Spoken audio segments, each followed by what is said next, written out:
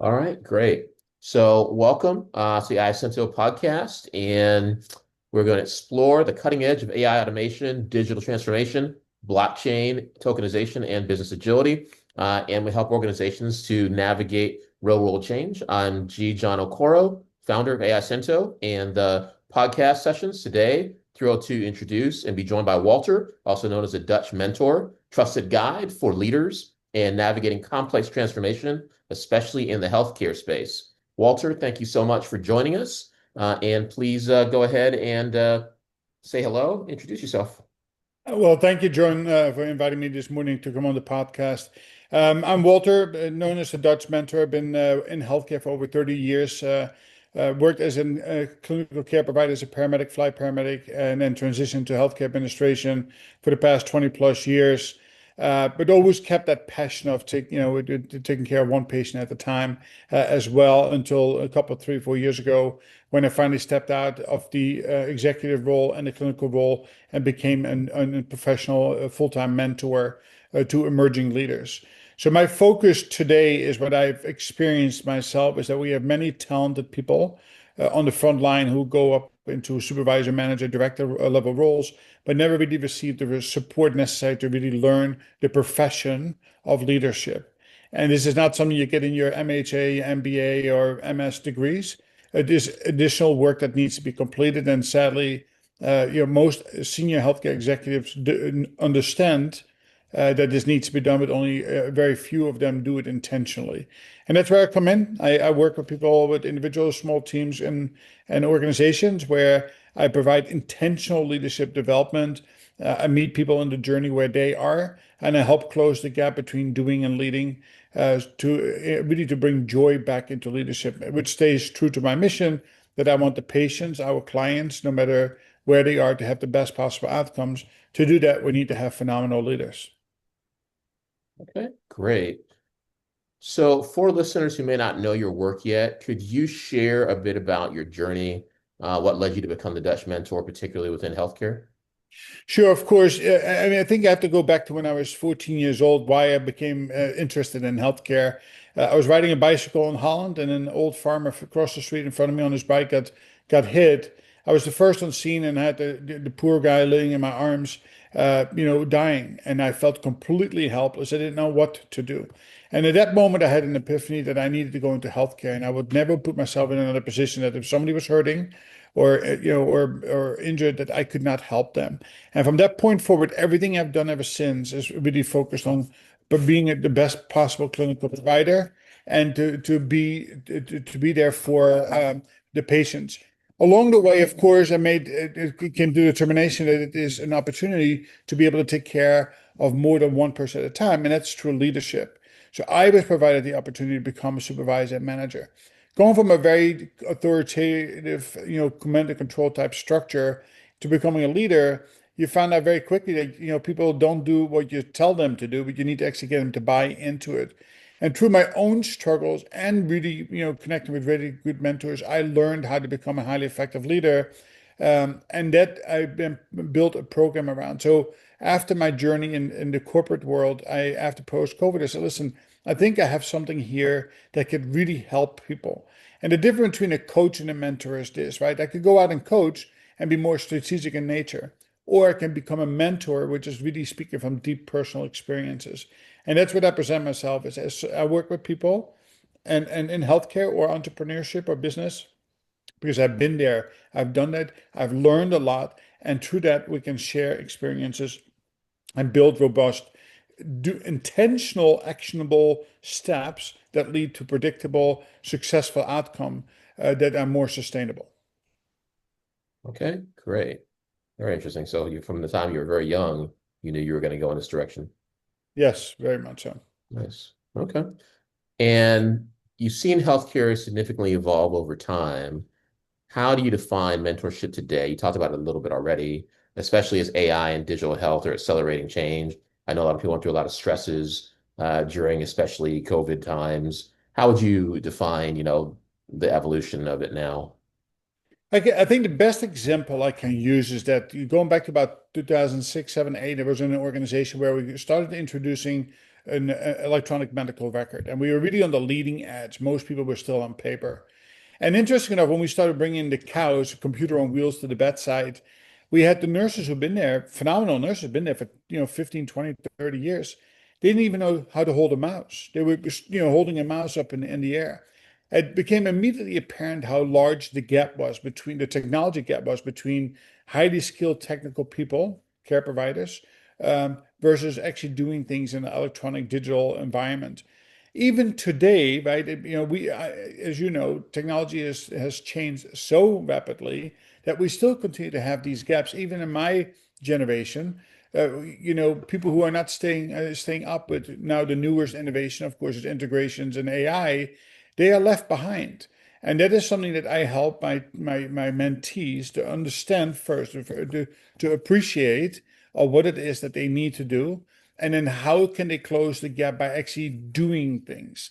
And that's really what, the two pieces of the puzzle, hear me talk about this over and over because it's so very important. It is behavior that holds us back. So first we need to make a behavioral adjustment. And then the second part of that is we need to take meaningful and intentional action on a daily basis. And that is the part of the reason why I came up with the theme of in just 15 minutes per day, you too can A, B, C, and D. So for example, if I'm working with a client who needs to adopt into the more into IT, AI type, then listen, find something to do 15 minutes a day, talk to somebody who's an expert, read a book, watch a YouTube clip, actually go on the computer and do things. You too can become an intentional user. Doesn't make you an expert, but if you do it long enough, for 90 to 120 days, you can clearly establish a new normal, right? And operate at a next level up. And this holds true in every position, no matter what you do or where you are. You have to become more intentional. And the shortfall is, and John, is that most people, attention span is short. They will do it for 3 or 4 days, or maybe for a couple of weeks, and then they falter. And that's exactly the reason why 80 to percent of the people fall short of their personal goals, and even strategies are not met because people are giving up too soon. And that's a behavioral aspect of leadership, and that's really where I do most of my work. Right. Okay. Very interesting. The we'll do a little deep dive now on AI and digital transformation in healthcare. So, from your perspective, what are the biggest challenges and opportunities that healthcare leaders face right now when adopting AI, modernizing clinical and operational processes? So I think the biggest hurdle is two sides of the coin. Is one on the clinical side. How can we utilize technology, information at our fingertips, but not lose track on how we take care of our patients? Right. At the end of the day, yes, the patient is paying for a doctor to make good decisions, to come up with a treatment plan, but they still want to be able to build trust. So standing around and bed with an attending physician and 5 or 6 residents of different levels, everybody on their iPhone, everybody is looking at information, but not making that meaningful connection. We can never lose sight of that the patient mandates a trust relationship between the physician and the patient in order to be able to feel good about the treatment protocol they put into place.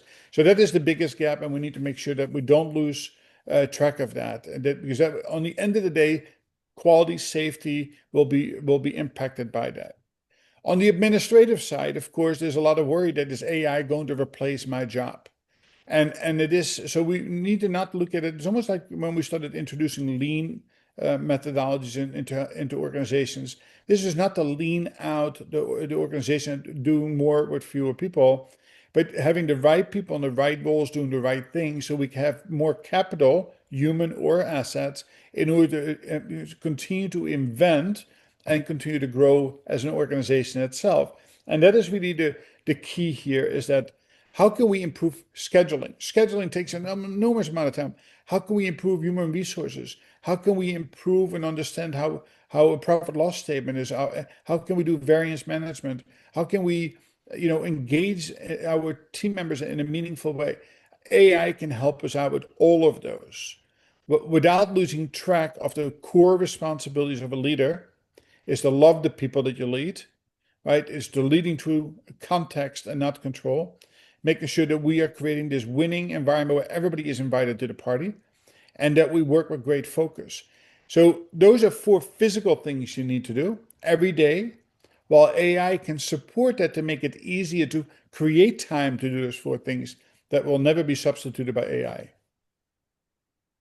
And I heard you mention lean. Was that a big factor in healthcare, the kind of that lean approach to doing things? So interesting enough that it started back really in the early 2000s when Six Sigma was introduced. Obviously, the military, Toyota and all the companies like that, Motorola, were deep into this, and then the military, especially the Air Force, picked up on that. That's when healthcare kind of came into, and they started working. So I'm a Lean Six Sigma Master Black Belt myself. Was trained early 2003 by a vendor, by the way, that I convinced to bring a customer in to do this, which was very insightful on them. It was very good for me because I got that exposure. But what we learned along the way is that Lean Six Sigma, Six Sigma portion is very detailed orientated and takes a long time to do. And the attention span in healthcare is just not there for that. And it was very heavily based on statistics, and most people have no understanding, lack of understanding, or again, no patience for that. Lean was easier to understand because we wanted to take a process which you can draw out and then see how we can save a step in the process in order to be able to deliver still a quality product, but in less time. So yes, they started incorporating those types of methodology and philosophies in the organizations.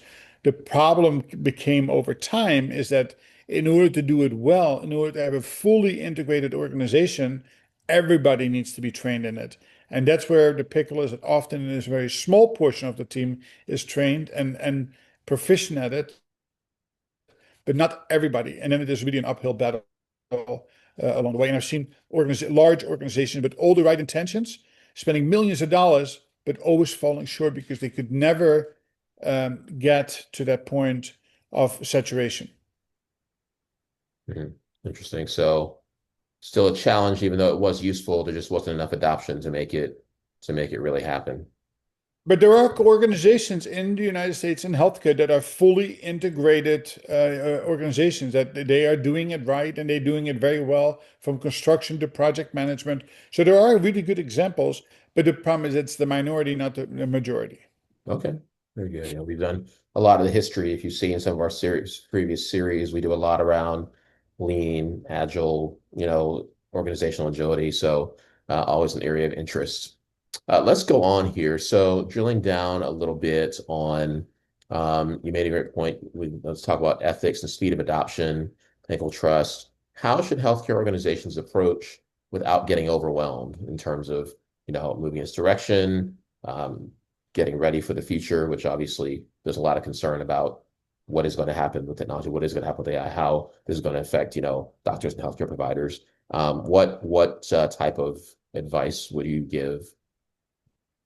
I think that the best way to look at it, and this is healthcare and everywhere else for that matter, right? It is that uh, thousands of different types of software have been introduced into healthcare organizations to provide some kind of output that they need in order to improve care for the patients over a client. The problem is that many of these systems don't talk to each other. And that is still a hurdle today. So I always say the biggest failure of the ACO was the fact that they mandated an electronic medical record by 2020, but they did not mandate that all of them spoke the same language, or at least were able to put into. Now, technology AI has helped us now bring this together. So what is the biggest hurdle today is there are too many great ideas. So in other words, there is no focus. And that is one thing that an AI committee inside of healthcare or any company should be in existence to really understand and boil it down to the very few that matter. Meaning that what is one technology that I can bring in that will have the greatest impact on everything else, and start with that and do it well. And what they need to stop doing is developing, a new technology and pushing it out without having people being part of the process of development.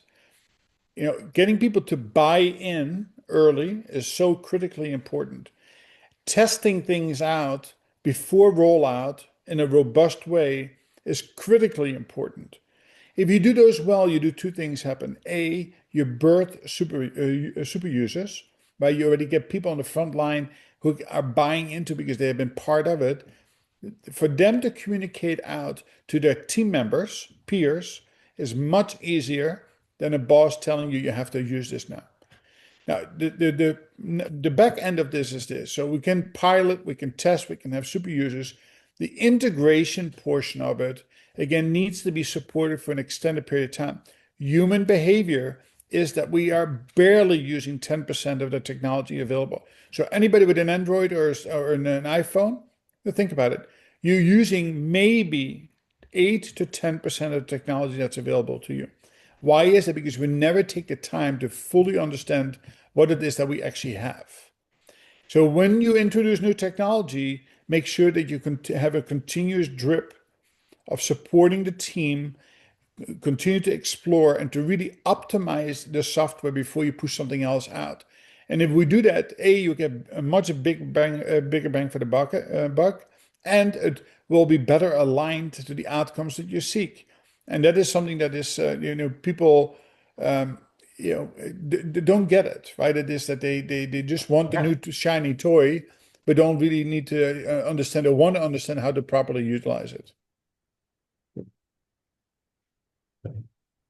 In terms of a practical entry point question, if a hospital or clinic or health system wants to start right, what is a practical first step to using AI for better patient outcomes or for operational efficiency? Well, I think that looking for best practices, right? On the end of the day, we always have to make sure that we bring value to the customer, whoever the customer is, internal or external. And then I would say, go out because it's very rare today anymore that you're going to be inventing something completely new. So find the best practices that are currently in existence and study them carefully, adopt that best practice, but with the mindset that you're going to make it even better. And that's where sometimes things fall short. They just want to get the shiny object on the off the shelf and they put it into place, but then don't work with it. Right? The mindset of a growth mindset is to find something that works and make it even better. Yeah, that growth mindset is extremely important as well, especially with things changing so quickly now. It So, is. Yeah. If you're not teachable and if you're not aware of your subconscious biases, it's very difficult to stay ahead of the competition. Because if you don't do it, somebody else will. Right. And I always use the very simple example. Go to Blockbuster and Netflix. Right. That's the best Harvard case study has ever come out. You'll figure out very quickly that if you don't pay attention, if you don't stay with the technology, if you don't keep challenging yourself with a growth mindset, you will fall behind. And people have choices, can make choices today, right? Even patients have informed choices to make the where to receive clinical care. hmm. And they vote with their feet. Yeah, I mean, absolutely. There's so much information available now that, people can make have a lot of options, which wouldn't have been possible Yeah. in 10 years in the past, I think. So, okay. Yeah. In terms of regulation and trust, healthcare is highly regulated, deeply personal. I've done a lot of things in financial services. We've done a lot in that area, but it's also heavily regulated. What should providers, insurers, and medical device companies keep in mind when they're exploring AI automation, or even if you know anything around the blockchain solutions, which for like the ID in healthcare, especially around patient data? Are there things that should be kept in mind in that kind of a heavily regulated environment? Yeah, I mean the BAA, the Business Associate Agreement, that should be developed by the internal legal department and compliance department of any healthcare organization. That's what the starting point of any discussion is, right? It is that really early on there needs to be a robust understanding and agreement between the two organizations of what can and cannot be done. Again, you and I both know that AI is being scrutinized from all different levels, but there lacks a bit of legislative guidance today, right? So it's kind of an open, and things like that might change. Again, we have to be very careful about that, not to strangle the technology because that will help us fall behind Mhm. other parts of the world, i.e., China, where there's going to be less regulation. But yes, listen, on the end of the day, we live in a litigious society, and at the core of healthcare, We have a responsibility to safeguard personal information. Right. And that's where it all starts and ends is that, yes, we want to do research and there are pathways to be able to collect information for clinical research purposes. We just need to abide by them. And AI is another one of those areas that once you set it loose in a digital environment, they have access to a lot of pertinent information and there need to be safeguards in place on how that cannot accidentally fall into the wrong hands. And I think following on to that, kind of the ethics side of it, like you said, there are not a lot, there's not much legislation, there's not many guardrails in place. We've heard crazy stories of, AI trying to blackmail engineers and things like that. On the ethical side of it, are there additional, factors you think that from a healthcare perspective should be kept in mind? Well, again, I'm not sure it's really the ethical piece. I mean, it relates to that. I still believe that we cannot lose track of the fact that these are not glass widgets we are taking care of. These are real people that we're taking care of. As much as technology can help us come up with the right diagnosis, the right treatment plan, the right way of taking care of the patient, we cannot forget there's a patient, and every patient is a little different and it's on the behavioral side of things. And that's not, you don't learn that from taking blood work or doing a CAT scan or PET scan or giving somebody an IV. So not losing track of the human being is probably the most ethical, moral, uh, you know, uh, compass. And having that really neat that sense of direction of not of doing well for the people right in front of us. Okay. Yeah, definitely keeping the human at the center is very key Yeah. across a lot of different spaces now as we see this transformation. So practical advice and kind of future outlook, maybe we'll shift to that. For a healthcare leader who's listening right now who feels they're behind, what is one action they could take this month to move forward meaningfully? So one thing they need to do is look in the mirror and admit to themselves that they are not up to speed, right? So making that commitment, first that admission and then the commitment that I'm going to do something about it. Now, again, the word of caution here is that don't go to a conference, don't go to a webinar, don't even take an online class because all the stuff you learn, you'll forget by Monday morning. So simply go online every day, dedicate on your calendar 15 to 20 minutes of time that you'll interact with AI. Start with Grok, start with ChatGPT, OpenAI, then ask questions, see how you can how you can work with them, and advising it. Ask them to give you information or send you in a direction to try this out or try that out. By doing things, you will slowly adapt to this new environment.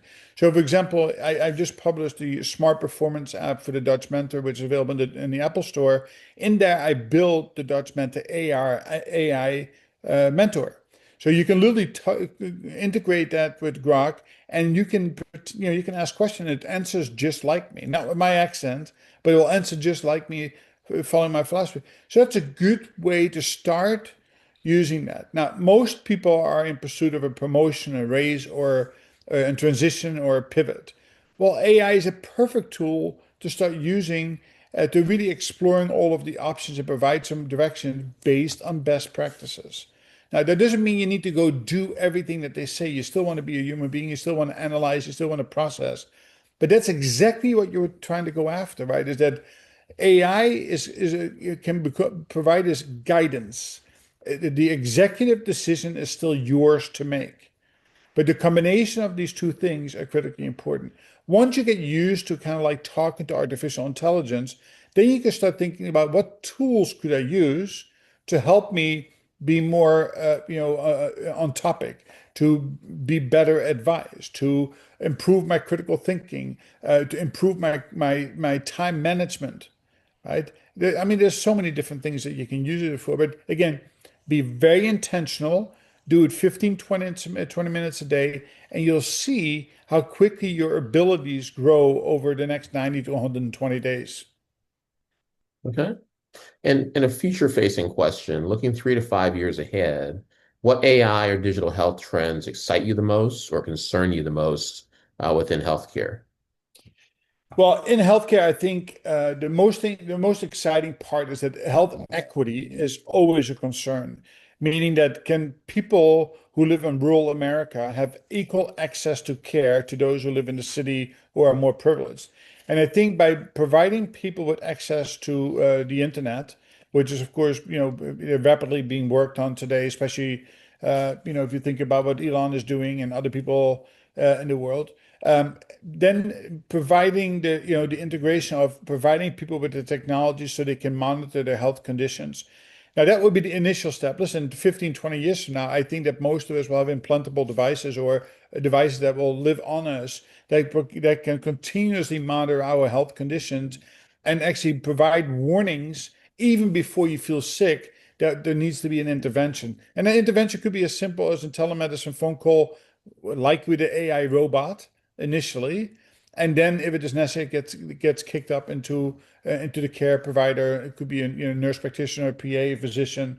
But that's really where healthcare is going to do its greatest work.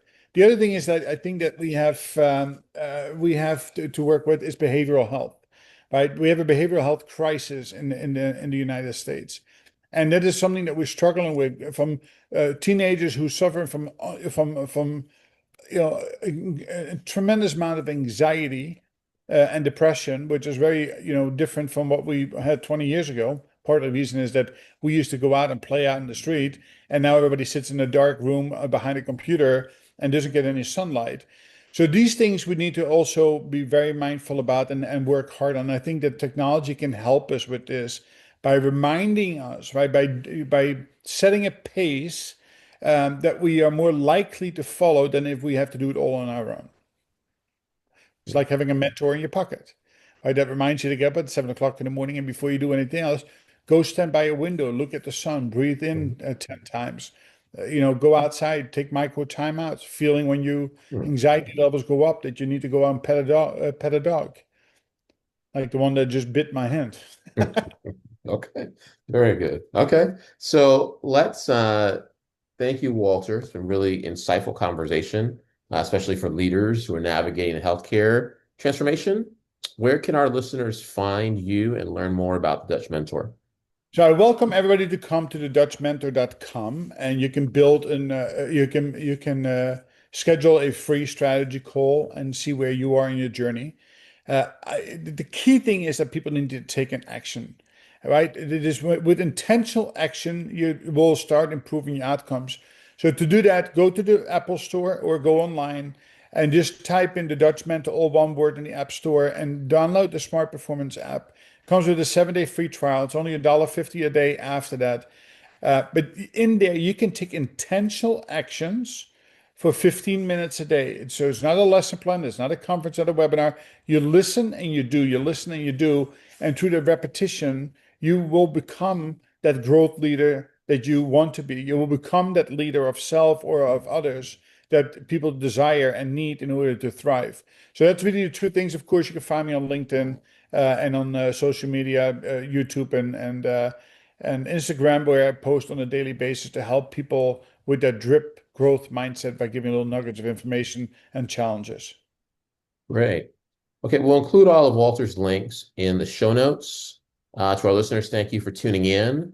Conversation helped you to think differently.